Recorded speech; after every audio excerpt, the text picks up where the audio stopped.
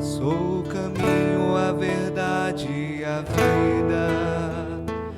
Ninguém vem ao Pai senão por mim. Aleluia, aleluia, aleluia, aleluia. O Senhor esteja convosco. Ele está no meio de nós. Proclamação do Evangelho de Jesus Cristo segundo Marcos. Glória a vós, Senhor. Naquele tempo os fariseus vieram e começaram a discutir com Jesus. E para pô-lo à prova, pediam-lhe um sinal do céu. Mas Jesus deu um suspiro profundo e disse: Por que esta gente pede um sinal? Em verdade eu vos digo, a esta gente não será dado nenhum sinal. E deixando-os, Jesus entrou de novo na barca e se dirigiu para a outra margem. Palavra da salvação. Glória a vós, Senhor. Queridos irmãos e irmãs, louvado seja o nosso Senhor Jesus Cristo.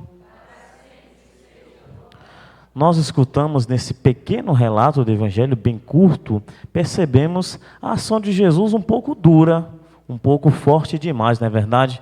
Como é que Jesus não vai dar um sinal para aquelas pessoas que pediam para Ele algo para que elas pudessem acreditar? Mas aí é que está a chave de leitura, que esse pequeno relato que escutamos não pode ser lido, né? Não pode ser lido de maneira, né, particular, de maneira delimitada nesse pedaço apenas. Esse evangelho é uma continuidade da multiplicação dos pães de Jesus. E as pessoas que pediam para ele um sinal do céu, queriam o quê? Queriam que Jesus se redobrasse mais ainda. O que acontece muitas vezes conosco, quando nós vemos grandes sinais e prodígios de Deus na vida das outras pessoas, nós muitas vezes caímos na armadilha de querer ver Deus apenas por sinais. Apenas por sinais exteriores. E esquecemos que o verdadeiro sinal de Deus é o sinal da nossa fé, da nossa capacidade de crer no Deus que pode fazer coisas no tempo certo, não no nosso tempo, não no nosso jeito, não na maneira que acreditamos. Olha bem para o Padre, quando a gente age querendo que Deus atenda às nossas capacidades, às nossas características humanas, nós muitas vezes queremos ludibriar a Deus, queremos fazer com que Deus renda-se aos nossos caprichos, às nossas vontades humanas, e esquecemos de glorificar aquele Deus que é soberano, que é Senhor de todas as coisas, Senhor de todas as atitudes, Senhor de tudo que existe, como também é Senhor de toda a humanidade. Se nós quisermos que Deus faça a sua vontade, devemos nos render a Ele, e não o contrário. Eu não devo atender à ação de Deus que age apenas segundo o meu próprio querer, senão eu sou, né, uma pessoa egoísta, uma pessoa que centra-se apenas no seu próprio umbigo. Eu dizia ontem, na Santa Missa de domingo, se nós queremos confiar no Senhor, confiar em Deus e fazer o bem, como verdadeiros profetas, precisamos, de verdade, precisamos urgentemente parar de pensar que Deus vai agir de acordo com o meu querer e a minha vontade. Não, é Deus que tem que fazer a minha vontade, porque eu, né, tenho que tirar Deus do centro e me colocar lá no lugar, achando que sou o mais santo, mais perfeito. Não sei se é o caso aqui, mas muitas vezes a gente pode cair nessa tentação que é demoníaca. É demoníaca sim. Por que, Padre, que é demoníaca? Porque eu quero tirar Deus do centro e colocar eu, um pecador. Nós não somos ainda, né? Nós não estamos ainda no processo de já convertidos. Estamos num processo de conversão. Se vê muito isso aonde? Nos nossos irmãos protestantes. Não em todos, mas alguns, que se colocam já num patamar muito alto. Se colocam como os melhores, exemplo para todo mundo, como se nunca pecaram, nunca tivessem errado na vida. E ocorre aí uma atitude farisaica. Farisaica no sentido do quê? De que eu acho que sou a melhor pessoa porque leio a palavra de Deus, porque vou na missa todo domingo, porque na minha vida não há nada que possa me acusar. E aí a pessoa se coloca num pedestal. acima de todo mundo, capaz de julgar todo mundo e a todos, menos ela mesma. Que não sejamos, queridos irmãos e irmãs, levados pelos nossos erros, pelos nossos pecados, né, a se achar melhores. Pelo contrário, nos sejamos mais humildes, né? Sejamos cada vez mais pessoas capazes de reconhecer os seus erros. Erro esse que nós vimos na primeira leitura, que Caim não estava reconhecendo.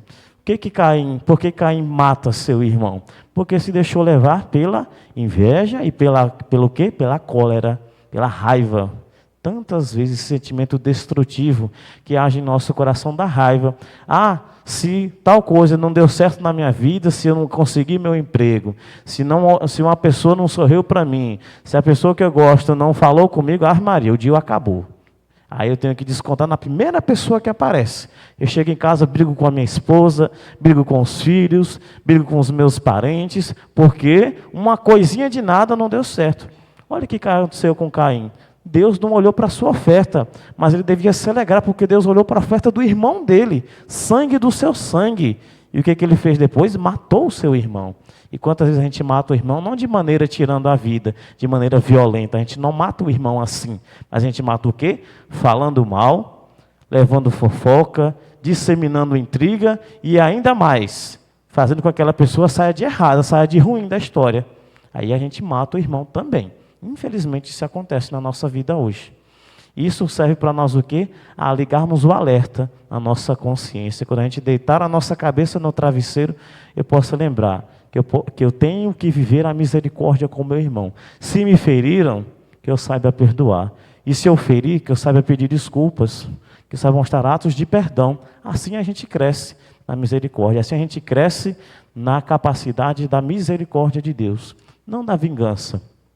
Como Deus não permitiu que Caim, né, fosse vítima de vingança por ninguém. Né? Deus colocou um selo na sua testa para que ninguém se vingasse da inocência de Abel, mas pelo contrário, pudesse recorrer à misericórdia de Deus. E o que Deus fez depois? Deu um outro filho para substituir aquilo que foi perdido. Aquilo que você perde, aquilo que Deus coloca no teu coração que foi perdido, Deus vai retribuir. Deus vai colocar outra coisa no lugar. Então a gente deve fazer o quê? Alimentar a nossa esperança nesse Deus. Alimentar essa misericórdia para que possamos, no tempo certo, colher os frutos necessários. Como, né, Caim, né, deveria colher, deveria esperar um pouquinho mais. Quem sabe depois no outro sacrifício Deus não olharia para a sua oferta. O que agradou mais foi Abel. Ele devia se alegrar, porque Deus olhou para a minha família. Poderia ter olhado para outras pessoas, mas olhou para ele. Para a família de Abel e de Caim, que nós possamos, ao olhar para o irmão, se alegrar junto com ele, celebrar juntos o dom da vida, o dom da graça de Deus na vida dele, que se chegou para ele, também vai chegar para mim. Eu quero convidar você a fechar um pouco os teus olhos, eleva o teu pensamento a Deus nesse momento, e saiba, no final dessa Santa Missa, levar a graça de Deus no teu coração, capaz de fazer reconhecer a graça de Deus na vida do outro. A graça que Deus fez na vida do irmão. A graça que Deus quer fazer também na minha vida, por meio da humildade, por meio da paciência, por meio da misericórdia. Que nós possamos, Senhor, nessa noite, crescer nessa misericórdia, crescer nessa atitude de perdão e enxergar o maior de todos os sinais, a Tua presença em nosso meio. A presença de Deus em nosso meio é o maior de todos os sinais. Sinal de que o tempo chegou. O tempo do reino de Deus já está entre nós. Basta que abramos o nosso coração para acolhê-lo e para fazê-lo acontecer na nossa vida e na vida dos irmãos. Glória ao Pai, ao Filho e ao Espírito Santo. Como era no princípio, agora e